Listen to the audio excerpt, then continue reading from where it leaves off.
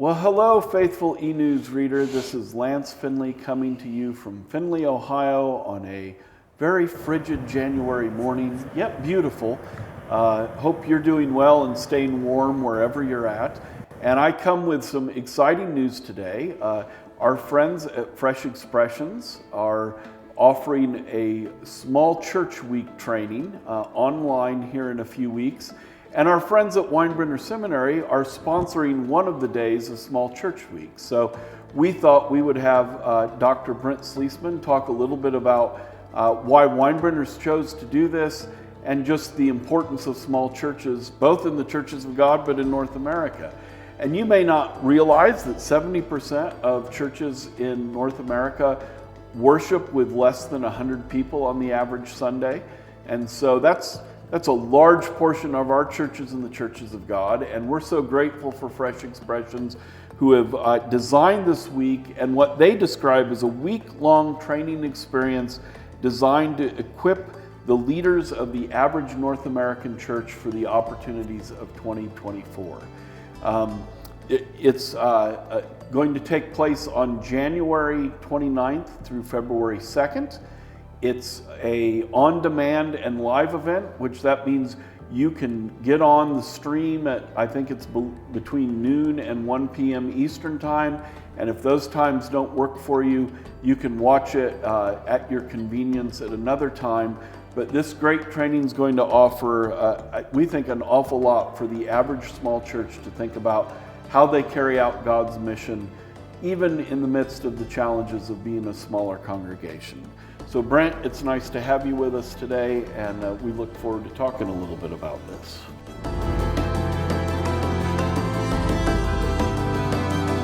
I know one of Fresh Expressions' hopes for this week is to be able to equip the average North American church leader for the opportunities that are coming in 2024.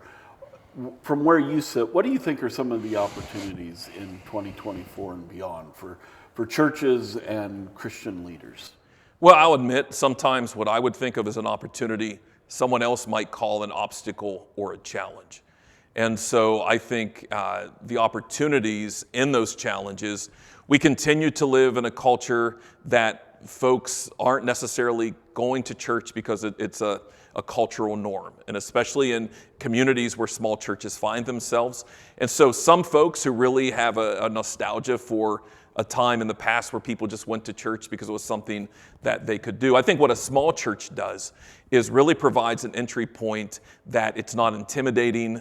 It can be, you can meet people. I know at our church, a few weeks ago, somebody was sharing that the reason they go was to make friends.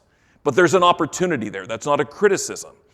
Why do people come to a small church? They come for the relationships. They come for the conversations. They come because the ministry has a focus that's incarnational in their immediate community. And yet, we've got to reconcile with the where we privilege and how we think about things. But I think another trend, people are going to continue. And as we look at millennials and Gen Z and changes in some of the generations, the idea, whether it's giving, whether it's time investment, whether it's prioritization, is going to be local, community oriented. And what small churches do is in communities, they have a pulse. So I think some of those trends in 2024, that again, there's obstacles there, but we're going to continue to see that folks want local evidence of whether it's their giving, whether it's their work. But the benefit is you can really see tangible things there. So 2024, it's a long year. There's a lot of things, but those are just a few of the things I think that are here now, but will become clear as we move into the future. Right. Winebrenner's been on a really just interesting journey, I think an exciting journey. You all have had to pivot as an institution and learn some new ways to do things educationally and seen good results from that, seen growth. You're able to serve students now that you weren't serving before. Do you think there are comparisons for us to learn for the local church of thinking about new ways of reaching people that will allow us to reach the people we're not reaching right now? So I'll use the concept of community, and I'm just going to take one of the major talking points, online education, as an example. And I know in our context, a lot of people, I think, have nostalgia and a preference for an in-person classroom because that's the way that we went through, because they said they like the community. I agree that community is important. I think what we now have access to, thinking more online and distributed, community is still important, but it's taking community where it may have been led by a professor in a classroom and saying, hey, you are in a church in Texas. Your community is that context. We think about you may be in a church in central Pennsylvania. Your community is your context. And I think about that because the program model had to change. And so I think within a small church, we have people from a discipleship perspective who are anchored in, whether it's in a playhouse, a local school, in a retail setting, in their home as a stay-at-home parent, in a church. And I think that if we can change how we think about programs and maybe move to a little bit more of a discipleship model where the gathering of a small church really provides a forum for people to tell the stories about how God is at work in their context. And I think that's been a shift for Winebrenner. What we need to think about is community is still important, very important, but it's not in the traditional way in a physical classroom. It's finding community where students are anchored, and when we come together for class in that virtual format, it's space to learn together because we're already anchored in those communities.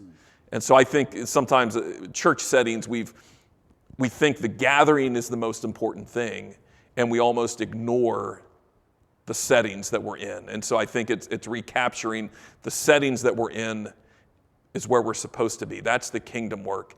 And what we do when we come together is to celebrate and worship so that it can go back out and be the church in those settings. So and really equipping people to go back into those local contexts where they're already rooted, established, have, their mission field, so to speak. Yeah.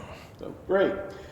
Well, thank you, Brent, for taking some time with us today. Thank you to Winebrenner for sponsoring a day of the Small Church Week with Fresh Expressions. And we hope that you will take advantage of this great opportunity. Again, it's free. All you need to do is register online, and you can register at freshexpressions.com/Small Church Week.